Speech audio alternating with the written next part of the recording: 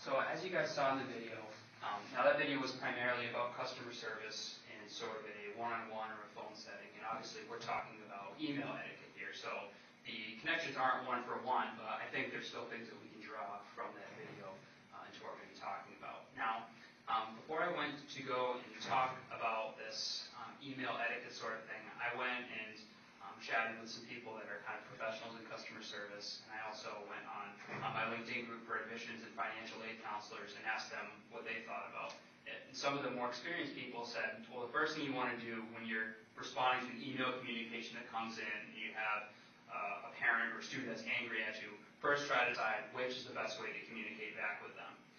And there's different strengths to each method, and you kind of have to know your students and parents to know which method is the best. So for some folks, if you look at the counselor's notes and you notice that, well, we always contact by phone with this person, we know we can get hold of them, maybe that's the best method.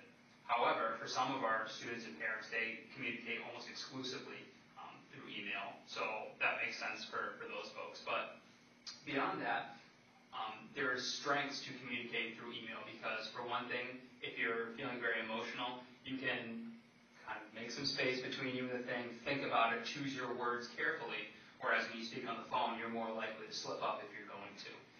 So the first step is just figuring out whether or not we're going to communicate through email or on the phone or by sending a note or something. But assuming that we decided that email communication is the best method, what I've done is I've given you have 3 handouts in front of you. The first one is a template. And we're going to go through this a step at a time, so this is just get a glance at what this looks like.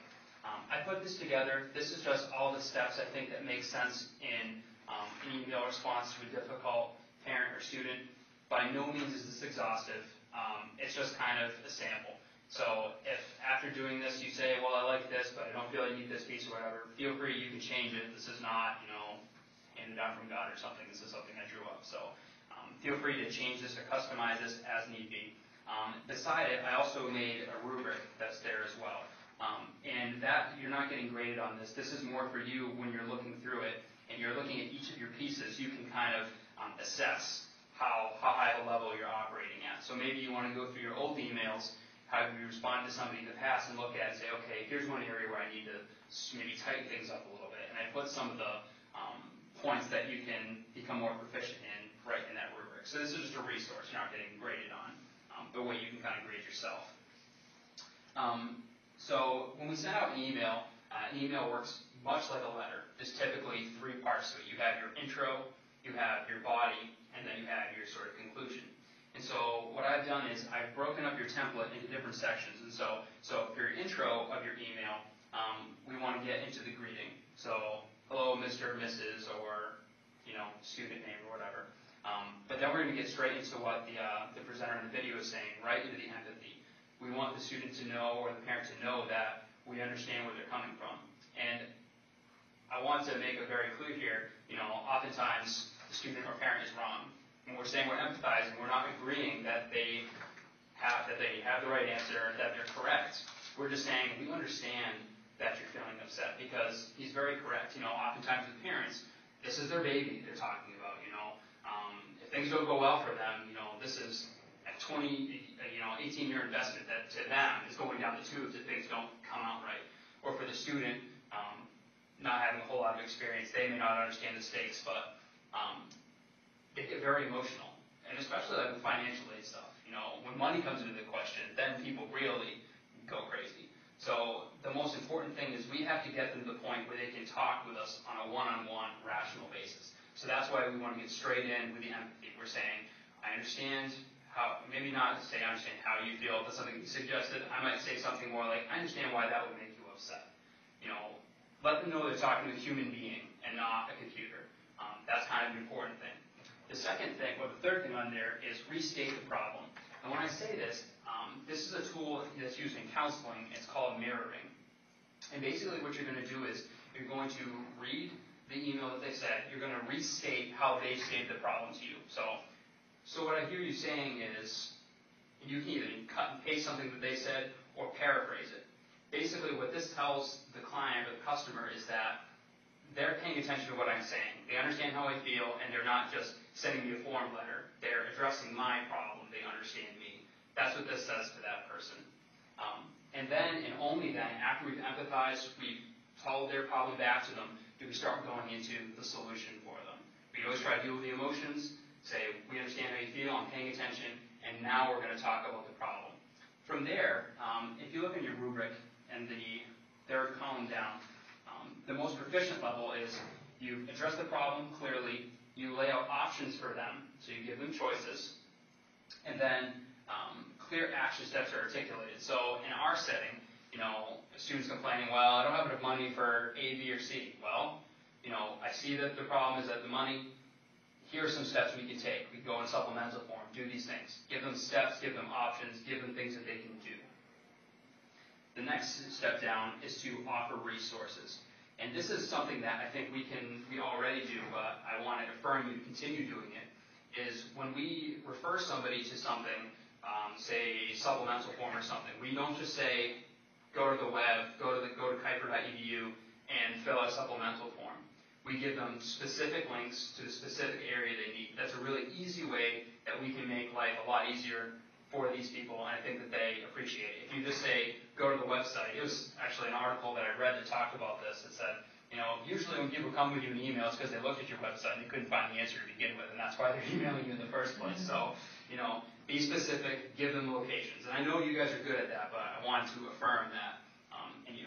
And then after that, the last thing when you close, invite the client to continue in dialogue with you. So you're not just saying, okay, I'm done with you, don't bother me anymore. You invite them to get back at you because they already came upset, blew up at you. You've taken them in and say, okay, I understand, this is how you feel, this is what I see the problem is, this is what I think the answer is, what questions do you have? How can I make life easier? That's how we do it. So does that make sense? I mean, nothing here is probably things you don't know already, but just making sure when we do an email that we're checking off each of these items. All this kind of makes sense? Are there any suggestions as to the timing of the response? Yeah, I had something from a couple of the people I talked with said, if you feel that you can't do a good job the first day, wait 24 hours. For one thing, it may give them time to cool off a little bit. It'll give you time to process the information. So they said usually 24 hours is a good idea, but not more than that. Because if it starts getting 2, 3, 4 days, they will check out and they'll go find another avenue. So say about 24 hours is probably a good rule. Any other questions? Sorry, Jen. What we did is, do we have handouts for her? I think so. You got them already? Okay. So just kind of a quick rehash. You've got a rubric and you've got a template. And for this template, it's just got all the pieces that you want to have in a response to an angry customer's or the client, whatever term you want to use, email. So you have a greeting. Hello, how are you? And this is from the video, the empathy section. I understand that this made you upset. I understand this made you angry. Restating the problem, just a technique from counseling where you mirror back to them. So you take a section from their email. This is what I understand you said the problem was, so they know that they're engaging with the person. You offer the solution and a step-by-step process. You offer them resources that are specific. So you don't just say, go to the web and fill out what? You say, kuiper.edu/visit is where you sign up for a visit day. And then you close and invite them to continue into closing. Okay, now I know that was like a 2-second thing, what I took 10 minutes to say, but for each of these items in the rubric, in the profession section, there's a way that there's kind of a paragraph or a couple sentences on how to assess how well you're doing at that. Okay, so what I'm going to do now is I'm going to hand you out each the sample email. You all have the same one, and if you ladies will read the email, and then we're going to work together on crafting a solution to this person's issue. I can read it aloud as well if that helps. Dear Kuiper, fill in your name. I'm emailing you because I'm acutely annoyed at you. I don't understand how you people sleep at night. My family works hard for our money and we don't think that we should have to pay for our daughter's education. Besides, isn't that what taxes are for? We may even have to cancel our family vacation because you people are making us spend all of our money on Bernice's education instead of spending it on the things we want to. We have half a mind to send Bernice to Capital State University. They are giving us $9,000 a year in Pell Grants. I thought you were a Christian college. The Bible says don't judge, but you have judged us and said that we make too much money. Besides vacations, we have 4 other children in Christian schools, and Patrick, my husband, has lost his job. We simply can't afford this right now. Disappointedly yours, Patience McGillicuddy. Yeah, love it. This is obviously overstated, but I thought I'd get a smile or two.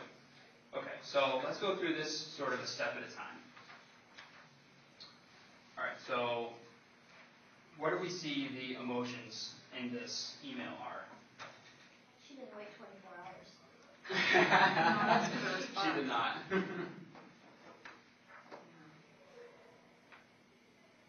Well, she's angry. She's angry. Those sort of things about you that you knew she was angry. Well, her opening sentence. I am acutely annoyed. Right, exactly. So we see that she's upset. So in our first empathizing sort of statement, what would we say to her? I can understand that would make you upset. But see, the problem is sometimes you can't understand it, right? And for someone like me who doesn't just say something because I think that's what the other person needs to hear, that's very hard for me to say. Like, I don't understand how she could feel like this, and I don't think she's justified in it, and I don't think her response is right. So how do we still show that we want to work with her without saying something Enabling that that isn't true, behavior. and without saying something that isn't true, right? Because there are situations where I can't empathize, and I feel comfortable saying that. But in a situation like this, I can't empathize. To me, these types of people are very ridiculous, right? So how do you... Dramatic and annoying. Right. Well, you still have to acknowledge their feelings, so you can say, I can see that you are upset, instead of I understand. Okay. I can see that you are upset. That way, it's acknowledging their feelings, and it's not dismissing them. Or you could Okay. even say, I can see that you have concerns about this. So not even stating, Downplaying you are her so upset. mad right now. Right. But saying, okay, I can see that you have concerns, and then moving on from there. Yeah. Okay. You're downplaying her upsetness. That's good. Well, and there's a line between, I think, like saying, I understand your pain, because Right. the person on the other side is like, no, you don't. You don't know me. Exactly. You don't You don't know wanna what's hear going that. on Can't with possibly me. understand. Right? So Yeah. instead of kind of feeding the feeling, you could talk about how I read your email. I can see your concern. Yeah.